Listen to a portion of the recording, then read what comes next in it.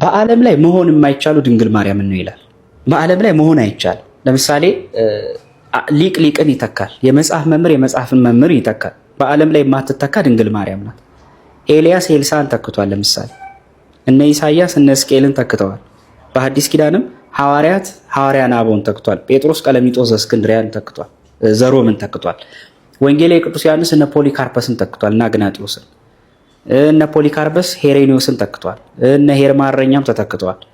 በሀገራችንም እና አባ ዮሐኒ ኢየሱስ ሟን ተክቷል። ኢየሱስ ሟ አባ ተክለ ሃይማኖት አቡነ ተክለ ሃይማኖት 12 ደቀ መዛሙርት ተክቷል። የቅኔ መምህር የቅኔ መምህርን ይተካል። የአቋቋም መምህር የአቋቋም መምህርን ይተካል። ሊቅ በሊቅ ይተካል። እማትተካ ድንግል ማርያም ብቻ ናት። ሁለተኛ ነብይ አይተን እናውቃለን። ሁለተኛ ሐዋርያ አይተን እናውቃለን። ሁለተኛ ማርያም ግን በዓለም ላይ የለችም። በየትኛውም የዓለም ድንቃ ድንቅ ተአምር ውስጥ በእሳት ላይ የተራመደ ሰው እናውቃለን።